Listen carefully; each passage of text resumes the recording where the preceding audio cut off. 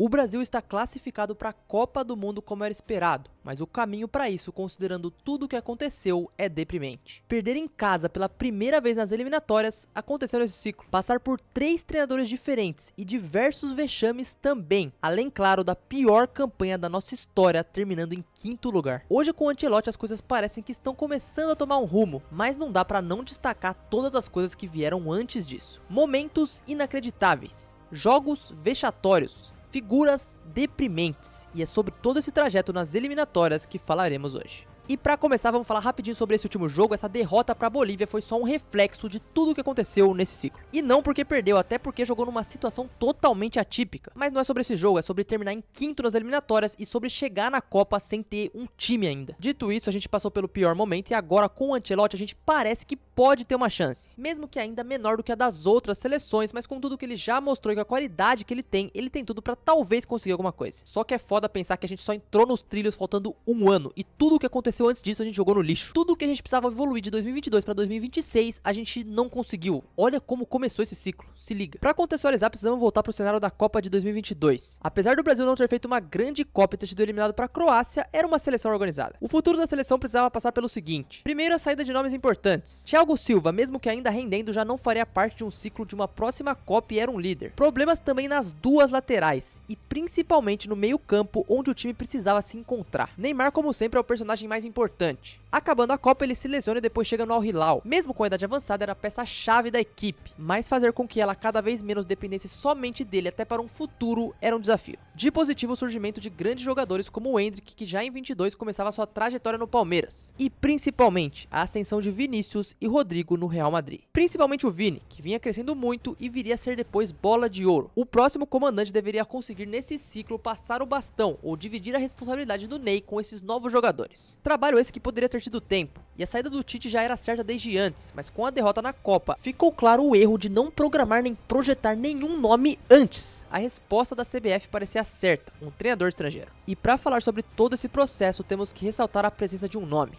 Edinaldo Rodrigues. E sem dúvidas, tá? O maior culpado da eliminatória ter sido do jeito que foi. Dorival, Diniz, os jogadores, tem culpa? É claro que tem, mas o que esse cara fez foi brincadeira. Primeiro que saindo da Copa, o plano Carlo Ancelotti já era realidade, só que ele só viria a acontecer mais de 2 anos depois. Inicialmente, quem assumiu interinamente foi Ramon Menezes, e vamos ser sinceros, uma cagada absurda. Não pela ideia de trazer o Ancelotti, tá? Nesse momento não. Mas por colocar um cara que não tinha credencial nenhuma, e ainda mais ele teria que dividir funções com as seleções de base. Óbvio que isso não deu certo, como eu disse antes, o Neymar tava com o tornozelo machucado e nesse período o Brasil fez amistosos ridículos. Aí o Edinaldo percebeu que talvez assim o Ramon não daria conta e foi aí que ele chamou o Fernando Diniz, que nesse momento era um dos melhores. Hoje é difícil falar, mas o Fluminense dele jogava bem, ele tinha ideias legais e poderia até dar certo, mesmo que seria difícil. A missão era clara: segurar as pontas até a chegada do Ancelotti, o que pensando em planejamento, nossa, parecia um acerto. Mas é só pensar mais um pouco que isso já se torna um movimento bizarro. Primeiro que estamos falando da reta final de 2023, e como todo mundo sabe, esse é o período em que o Fluminense estava disputando a Libertadores. Então ter o Diniz para comandar ainda o Brasil era uma ideia burra. Outro ponto era o estilo de jogo que ele implementaria e depois seria mudado completamente. E o principal, será que o Ancelotti tinha fechado mesmo? Depois a gente descobriu que não tinha, mais uma vez um equívoco. Selo Edinaldo Rodrigues de gestão. Só que ok, vamos falar sobre o que interessa e sobre o que é o tema desse vídeo, porque eu já enrolei demais. Diniz chegava para as eliminatórias e seu primeiro confronto era contra a Bolívia em casa. Sua convocação veio de certa forma parecida com o que vinha sendo feito antes. Trouxe nomes do futebol brasileiro, alguns que estavam na Copa, mas o que tinha de novo era a volta do Neymar. E o primeiro jogo foi até bom, tá? O Brasil apresentou alguns momentos de dinizismo no trabalho. Óbvio, nada impressionante, mas o suficiente para algumas pessoas se empolgarem. E aquele jogo marcou o dia que Neymar se tornou o maior artilheiro da história da seleção.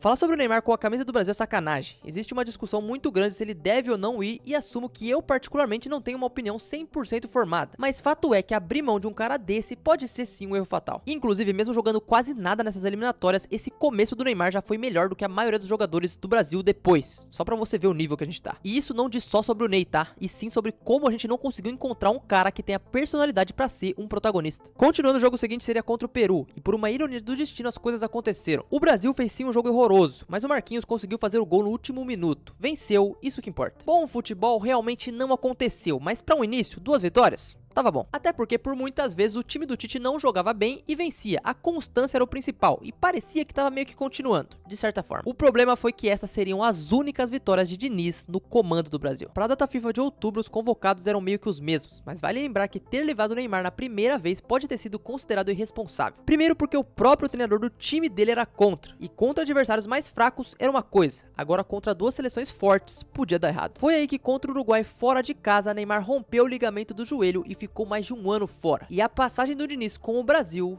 meio que acabou ali. Não que teria sido diferente com ele, mas o Neymar é um escudo muito grande para a seleção e se ele estivesse em campo, talvez poderia ter sido um pouco melhor. Porque você pode falar o que quiser, mas o assunto até hoje, quando se fala de seleção, ainda é o Neymar. Então é um cara que chama muita atenção e assim podia ajudar um pouco o Diniz nesse momento e até o Dorival depois. Continuando, veio uma derrota para a Colômbia fora de casa. E aqui o Rodrigo começa a ser o nosso camisa 10, algo que ele nunca representou da forma como gostaríamos. E o Vini é outro. Em temporada de melhor do mundo pelo Brasil, era um ninguém. Jogo seguinte contra a Argentina em casa. Diniz pressionado convoca o Endrick pela primeira vez. Jogo polêmico antes de tudo e o resultado foi derrota. A primeira vez que o Brasil perdia em casa nas eliminatórias na história. A comparação também ficou feia. De um lado os argentinos dando a vida pelo seu país, enquanto do outro os nossos não tinham identificação e pareciam perdidos. E após 3 derrotas seguidas, Diniz estava fora. Só que vamos recapitular algumas coisas, eu não passei tanto pelas convocações de propósito. Lembra que eu falei de alguns problemas que teriam que ser resolvidos pós-Copa? Então, eles não foram. Pra lateral direita, por exemplo, ele mantém Danilo, depois testa Ian Couto, depois testa Emerson Royal, enfim,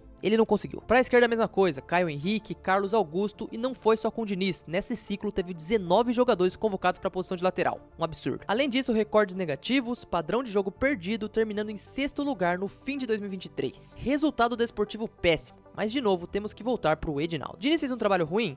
Sim, mas pensando tudo que estava na mesa dele pra tocar, era uma coisa que poderia acontecer, não era uma surpresa. Pensando que o Ancelotti chegaria tava tranquilo, mas quando vira o ano recebemos a notícia, e Edinaldo mais uma vez mostrava sua incompetência. E aqui a gente já tá falando de 2024, um ano depois da Copa, e ele não conseguiu arrumar um treinador novo pra seleção, isso já com 6 rodadas de eliminatórias. E a resposta pra isso foi fácil, pega um treinador que tá se dando bem e agrada uma certa torcida no país. Mesmo assim, agora a mira já tava um pouco mais na cabeça dele. O Dorival não era uma unanimidade, mas vamos ver, também não era um cara muito polêmico. O discurso dele era simples, resgatar as raízes do futebol brasileiro, trazer bastante jogadores que jogam no Brasil, mas foi tudo papo, porque logo ele voltou a fazer o que todos os treinadores antes dele fizeram. Só que primeiro vieram amistosos contra Espanha e Inglaterra, onde ele teve sim mérito. Pegou uma seleção remendada, teve coragem de usar o Endrick, que estava desabrochando no Palmeiras. E, enfim, 2 resultados positivos. Porém, depois disso rolou a Copa América, desempenho péssimo e muitos outros fatores, só que eu não quero passar sobre isso porque aqui o foco é eliminatórias. Só que eu posso não falar dos jogos, mas eu não posso não citar o que aconteceu naquele momento, porque não tem como. Primeiro os líderes. Danilo como capitão pareceu uma afronta, e os jogadores e a torcida estavam distantes. A imagem do Neymar vendo de forma reflete tudo o que aconteceu naquela seleção. Vinícius era irreal, chegando na Copa América tinha conquistado a Champions sendo rei, e pelo Brasil só arrumou reclamação, cartões e ficou fora do jogo decisivo. Paquetá que tinha todo o possível envolvimento com apostas e o Bruno Guimarães que nem fede nem cheira. Já naquele momento não era tão difícil perceber que o trabalho do Dorival não ia funcionar e ele provavelmente não ia chegar na Copa, mas o mesmo teve a coragem de dizer que no Mundial o Brasil estaria na final. E tinha outras coisas também, Casemiro, por exemplo, era um cara que tava mal e com o Dorival perdeu espaço totalmente, nunca mais voltou. E outra crítica frequente foi o uso de jogadores de times pequenos da Inglaterra principalmente, foi um grande ponto isso aqui. Pra mim, sinceramente, demitir o Dorival era nesse momento, não tinha dado certo e era melhor pegar um cara agora para as eliminatórias, o que é óbvio que não aconteceria. Você sabe o que aconteceu depois e eu vou passar sim por isso, mas antes disso eu paro aqui para pedir para você deixar o seu like e se inscrever aqui no canal. Decidi fazer esse vídeo mais para deixar registrado e relembrar tudo o que aconteceu nessas eliminatórias e nesse ciclo. É um pouco diferente dos vídeos que eu tô acostumado a fazer aqui. Mesmo assim, sempre tô trazendo muito conteúdo e muito conteúdo diferente, então por favor me dá uma chance e vai lá assistir e assim eu garanto que você pode gostar. O primeiro jogo do Brasil pós-Copa América seria contra o Equador em casa, onde venceu, mas não convenceu. O próximo jogo do Brasil seria o Paraguai fora, onde o Brasil perdeu. Cara, eu juro pra você, hoje quando o Brasil pega uma seleção dessa fora de casa, eu já sei que vai ser um jogo horrível e que vai ser um jogo pra eu dormir. E outra coisa também, né? O que o Vinícius Júnior consagrou de lateral ruim é loucura. Eu sei que os times jogam fechado, o Vinícius Júnior tem uma característica de atacar em velocidade e no espaço, mas errar tudo, dribles, passes,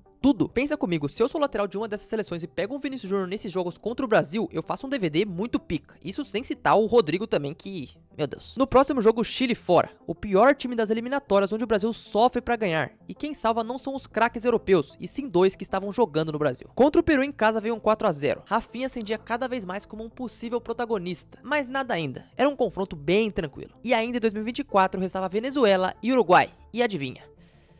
Cara, a gente não ganhou da Venezuela 2 vezes na mesma eliminatórias. Isso é um absurdo. Lembrando também que nesse empate o Vini perdeu um pênalti, pra elevar ainda mais as críticas sobre ele. Contra o Uruguai um empate e uma atuação ruim na Fonte Nova, mas tudo já jogava contra, e não só dentro de campo. Declarações como a do Rafinha no pós-jogo dizendo que o time jogou bem parecia uma afronta. Além de outras coisas, Dorival era apático e os torcedores que pagaram muito caro naquele ingresso viram um time que parecia sem sangue. E pô, você pode pensar, agora virou o ano, vamos mudar o treinador e assim a gente começa de novo.